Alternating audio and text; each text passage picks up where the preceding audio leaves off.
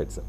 ఇక బీఆర్ఎస్ నుంచి కాంగ్రెస్ పార్టీలో జాయిన్ అయిన 10 మంది ఎమ్మెల్యేల విషయంలో బీఆర్ఎస్ నాయకులు చాలా ఆరోపణలు చేస్తూ ఉన్నారు సార్. మీరు ఏ ఎండకు ఆ గొడుగు పట్టే నాయకులు, మీరు అవసరం ఉన్నంతకాలం బీఆర్ఎస్ను కేసీఆర్ను వాడుకున్నారు, ఇప్పుడు కాంగ్రెస్ పంచన చేరారు అని చెప్పేసి కౌశిక్ రెడ్డి కాస్త కొన్ని కామెంట్స్ చేశారు సార్. ఒక 10 మంది ఎమ్మెల్యేలకు చీరలు గాజులు పంపిస్తామని చెప్పేసి తెలంగాణ భవన్లోనే ప్రెస్ మీట్ పెట్టి ఆ చీరల్ని గాజుల్ని కూడా చూపించారు. దాని మీద కాంగ్రెస్ నాయకులు కూడా రియాక్ట్ అయ్యారు. కొంతమంది మహిళా నేతలు అయితే కౌశిక్ రెడ్డికి చెప్పు చూపిస్తూ మాట్లాడిన పరిస్థితి. అండ్ అరకపూడి గాంధీకి ఒక సవాల్ చేశారు సార్. అరకపూడి గాంధీ ఇంటికి వచ్చి మీ ఇంటి మీద బీఆర్ఎస్ జెండా ఎగరేస్తాను అని చెప్పి కౌశిక్ రెడ్డి సవాల్ చేశారు. జస్ట్ కొద్దిసేపటి క్రితం అరకపూడి గాంధీ కూడా రియాక్ట్ అయ్యారు.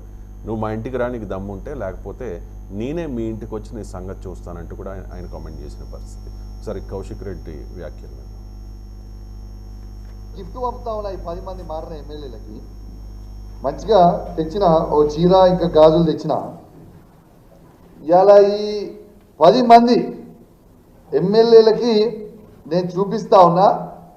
దానం నాగేందర్ గారు, కడియం శ్రీహరి గారు, గాంధీ గారు, ఇక మారిన 10 ఎమ్మెల్యేలు, వెంకట్రావు గారు, పోచారం శ్రీనివాసరెడ్డి గారు, కృష్ణమోహన్ గారు ఉన్న 10 ఎమ్మెల్యేలు మీకు శాత కాకపోతే ఇగో ఈ చీరలు గాజులు కొనుక్కొని వేసుకొని తిరుగు రిపబ్లిక్లా. ఇజ్జత్ లేని వాళ్ళు, మీకు ఇజ్జత్ ఉందానే అసలు? మీకు ఇజ్జత్ లేని వాళ్ళు కాబట్టే ఇగో మీ ఇద్దరికి మీరు మొగోళ్ళు కాదు కాబట్టే ఇగో చీరలు గాజులు పంపుతా ఉన్నా. ఈ 2 కూడా మీరు వేసుకొని తిరగాలని నేను విజ్ఞప్తి చేస్తాను. మీకు ఇజ్జత్ లేదు, మగాళ్ళు కాదు, చీరలు గాజులు వేసుకోండి. ఇది చాలా చాలా దుర్మార్గమైన వ్యాఖ్య. ఈ డిజర్వ్స్ టు బి పనిష్డ్. చట్ట ప్రకారం కేసు పెట్టాలి. ఎందుకంటే మహిళల పట్ల ఇంత వివక్షతో మాట్లాడుతున్న రాజకీయ నాయకుడు చేత కాదు అంటే సవితా రెడ్డి చేత కదా, పద్మాదేవేంద్ర రెడ్డి చేత కదా, మొదలు బీఆర్ఎస్ మహిళా ఎమ్మెల్యేలు మాట్లాడాలి. ఇదే రాజకీయమయ్యా అని. ఇప్పుడు మీరు చేత కాదు, మహిళలకు చేత కాదు అని క్లియర్గా అన్నాడు. కవితకు చేత కదా ఎవరంటున్నాడు మరి కౌశిక్ రెడ్డి? బీఆర్ఎస్ ఎమ్మెల్సీ కవిత కూడా చేత కాదా వ్యక్త? ఇప్పుడు సవితా ఇంద్రారెడ్డి, పద్మాదేవేంద్ర రెడ్డి కవితలు సమాధానం చెప్పాలి ముందు. చేతనవుతుందా లేదా మహిళలకు? నిన్నగాక మొన్న కవిత చెప్పారు కదా, నేను వీరనారై పోరాడతాం, తెలంగాణ బిడ్డను నేను అని.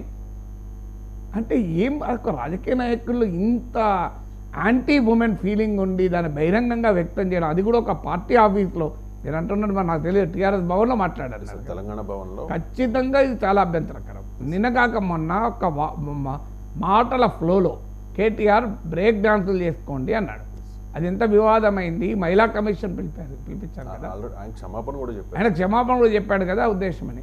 సో నాకు క్షమాపణ చెప్పిన తర్వాత ఆగిపోయింది అది వివాదం. ఇది అంతగా కేటీఆర్ అన్నదానికి దీన్ని కూడా పోలికలేదు.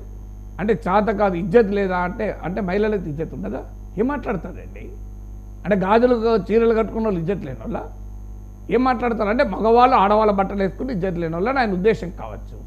అయినా చీరలు గాజులు పెట్టుకోవడం అనేది నేరం. అది మన ఇంట్లో మన అమ్మ, మన తల్లి, నా కూతురు, నా చెల్లెలు కూడా చీరలు గాజులు కదా. వాళ్ళంతా చదువుకున్న వాళ్ళ ఈ దేశంలో నిన్న చాకలేలమ్మ చీర గాజులు పెట్టుకునే కదా నిరంకుశ పాలన పైన తిరగబడ్డది. చాకలేలమ్మ ఎట్లా తిరగబడ్డది? చాకలేలమ్మ గొడ్డలు ఎత్తితే రజాకర్లే వణికిపోయారు కదా. మరి ఆ చీర గాజులే కట్టుకున్నది. కౌశిక్ రెడ్డి తెలియదు కావచ్చని, వీరనారి కదా. అరే ఏం మాట్లాడుతున్నారో అర్థం ఉండాలి కదా. అందువల్ల రాజకీయ నాయకులు సమాజానికి ఏ మెసేజ్ పంపుతున్నారు? ఓకే, మీరు కొట్లాడుకోండి. ఈ జెండర్ స్టీరియోటైప్స్ అంటారు. అంటే ఈ దేశంలో మహిళలకు చేత కాదు.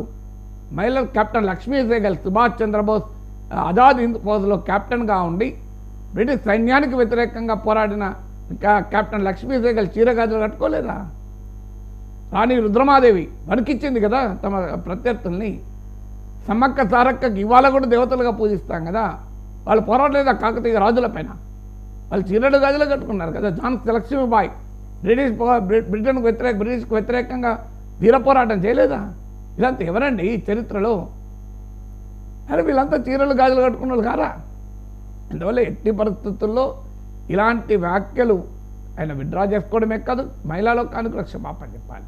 ఇది సమంజసం కాదు. ఎందుకంటే కేసీఆర్ కూడా యాక్ట్ కావాలి. ఇది కేసీఆర్ గౌరవాన్ని కూడా దెబ్బతీస్తుంది కదా. ఆడబిడ్డల్ని ఆ రకంగా మాట్లాడితే ఇవాళ ఎందుకు జరుగుతున్నాయి దేశంలో మహిళలపైన అత్యాచారాలు? మహిళలపై అత్యాచారాలు జరగటానికి ఇవాళ మెయిన్ కారణం ఏంటంటే మహిళను బలహీనురాలుగా చూసేటువంటి మైండ్ సెట్ వల్ల అత్యాచారాలు జరుగుతున్నాయి.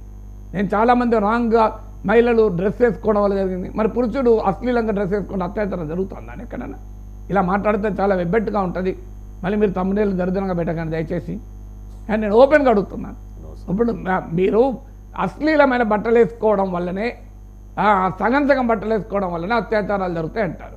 అయ్యా, ఏడాది బిడ్డ పైన అత్యాచారం జరుగుతుంది. ఆ ఏడాది శిశువు అశ్లీలమైన బట్టలు వేసుకున్నారా? 80 సంవత్సరాల వృద్ధురాల పైన అత్యాచారం జరుగుతుంది. 80 సంవత్సరాల వృద్ధురాలు ప్రొవకేటివ్గా డ్రెస్ వేసుకున్నారా అని నేను అడుగుతున్న క్వశ్చన్. పురుషుడు ప్రొవకేటివ్గా డ్రెస్ వేసుకుంటే, పురుషుడు అర్ధనగ్నంగా రోడ్డు మీద తిరిగితే ఆ పురుషుని మీద అత్యాచారం జరుగుతుందా? పురుషుడు రాత్రి 2 గంటలకు పోతుంటే 10 మంది మహిళలు వీళ్ళు అత్యాచారం చేస్తున్నారా? గ్యాంగ్ ఇప్పుడు మీరు ఒక మహిళ 1 గంటకో 2 గంటలకు పోతే ఇలా అత్యాచారం జరుగుతుందా లేదా? సామూహిక అత్యాచారం, గ్యాంగ్ రేప్ అని. మరి పురుషుడు రాత్రి 2 గంటలకు పోతాడంటే 10 మంది మహిళల మీద పడరా ఎక్కడన్నా వాడి మీద? అంటే అర్థం ఏంటి? మరి రాత్రి 2 గంటలకు పోవడం వల్ల కాదు, అది బట్టలు వేసుకున్న దానివల్ల కాదు. ఎందువల్ల జరుగుతుందంటే మహిళ చాతకానిది, మహిళ పట్ల ఒక తప్పుడు భావన, అంటే చాతకానిది అనే భావన, అంటే ఉమెన్ ఆర్ వీక్ అనే భావన వల్ల జరుగుతున్న దుర్మార్గం ఇది.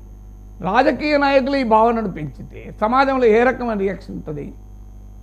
అంటే తన తోటి ఎమ్మెల్యేలకు చీరలు గాజులు ఇచ్చి, చీర గాజులు కట్టుకుంటే వాళ్ళు బలహీనులు, వాళ్ళ చేత కాదు అనేటువంటి స్థాయిలో మాట్లాడితే అబ్సల్యూట్లీ యాంటీ ఉమెన్, కంప్లీట్గా వ్యతిరేకించాలి.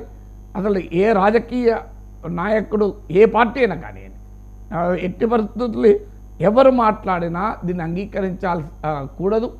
అది ఎవరు మాట్లాడినా తప్పే. ఇక రాజకీయ పరంగా అంటామా, ఇలా కాంగ్రెస్ పార్టీ మీ ఎమ్మెల్యేలు తీసుకుంది, మీరు కాంగ్రెస్ ఎమ్మెల్యేలు తీసుకున్నది, ఏమున్నదండి తేడా? మరి అప్పుడు జెండాలు ఎగిరేసిండ్రు. పై ఇప్పుడు కాంగ్రెస్ ఎమ్మెల్యేలు, టీడీపీ ఎమ్మెల్యేలు బీఆర్ఎస్లో చేరితే మరి ఎవరిలో మీద జెండాలు ఎగిరేశారు? కాంగ్రెస్, అసలు కౌశిక్ రెడ్డి కాంగ్రెస్ నాయకుడు కదా, కాంగ్రెస్ పార్టీ తరఫున పోటీ చేసి బీఆర్ఎస్లో చేరాడు కదా. తర్వాత అఫ్కోర్స్ ఆయన ఎమ్మెల్యేగా చేరకపోవచ్చు, నేను ఒప్పుకుంటాను. మరి ఎలక్టెడ్ టీడీపీ ఎమ్మెల్యేలు తలసాని శ్రీనివాస్ యాదవ్ టీడీపీ తరఫున కలిసి బీఆర్ఎస్లో చేరినప్పుడు ఆయన ఇంటి మీద తెలుగుదేశం కార్యకర్తలు వెళ్ళి టీడీపీ జెండాలు ఎగరేసిండ్రా? సవితా ఇంద్రారెడ్డి కాంగ్రెస్ ఎమ్మెల్యేగా గెలిచి బీఆర్ఎస్లో చేరి మంత్రి అయినప్పుడు కాంగ్రెస్ నాయకులు వెళ్ళి సవితా ఇంద్రారెడ్డి ఇంటిపైన కాంగ్రెస్ జెండా ఎగరేసిండ్రా? రాజకీయాల్లో మరి కేసీఆర్ చేస్తే రైటు, రేవంత్ చేస్తే రాంగ్. నా దృష్టిలో ఇద్దరిది తప్పే. బీఆర్ఎస్ చేసినా కాంగ్రెస్ చేసినా ఈ రాజకీయ ఫిరాయింపులు మంచి సంస్కృతి కాదు. దీంట్లో భిన్నాభిప్రాయానికి అవకాశం లేదు కదా. అందువల్ల అదైనా పోనీ రాజకీయ విమర్శలు దాన్ని వాళ్ళు చూసుకుంటారు, మనకు అభ్యంతరం లేదు. కానీ మహిళలు చాతకాని వారు అనేటువంటి దృక్పథం, చీరలు గాజులు వేసుకుంటే చాతకాని వారు అనేటువంటి ఈ మానసిక స్థితి, this mind set is dangerous. నేను ప్రమాదకరమైన ఎందుకంటున్నా అంటే అది ఈ దేశంలో మహిళలపైన అత్యాచారాల మూలం.